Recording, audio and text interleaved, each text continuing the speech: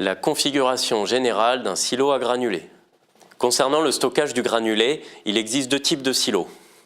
Pour les chaufferies consommant moins de 12 tonnes de granulés par an, on préconise un silo préfabriqué. Ces silos sont en textile, en métal ou en plastique et sont souvent proposés par le fournisseur de la chaudière.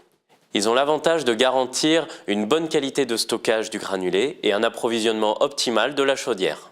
Si vous avez besoin de plus de 12 tonnes de stockage, il faut faire fabriquer sur mesure un silo par un professionnel du chauffage au granulé. Dans ce cas, plusieurs recommandations sont à respecter.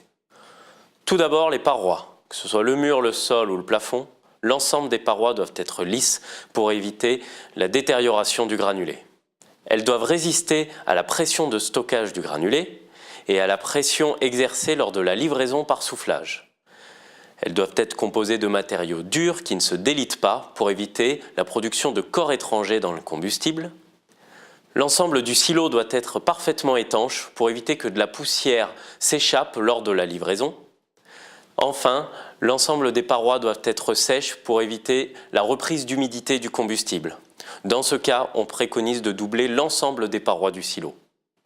Le silo est une pièce dédiée au stockage du granulé. Cela signifie qu'aucune conduite d'eau ou électrique ne doit traverser la pièce. Si jamais un matériel électrique doit être installé, comme par exemple un éclairage, il faut obligatoirement qu'il soit certifié IP54 ou ATEX zone 22.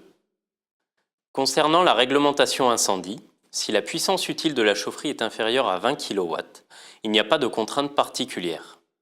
Pour une puissance comprise entre 20 et 30 kW, le local doit être interdit au public. Pour une puissance comprise entre 30 et 70 kW, le silo et la chaudière doivent en plus être dans deux pièces séparées avec des portes et cloisons coupe-feu 2 heures. Pour une puissance utile supérieure à 70 kW et pour des établissements recevant du public, c'est l'arrêté du 23 juin 1978 qui doit être respecté. Il définit les règles coupe-feu qui s'appliquent en fonction des emplacements du silo et de la chaufferie dans le bâtiment. Concernant l'alimentation de la chaudière en granulés, si le système de convoyage traverse un mur pour alimenter la chaudière, un manchon coupe-feu doit être mis en place de chaque côté du mur. S'il traverse un plafond, un seul manchon coupe-feu suffit. Lors de la livraison, le flux de granulés génère de l'électricité statique au niveau des bouches de remplissage.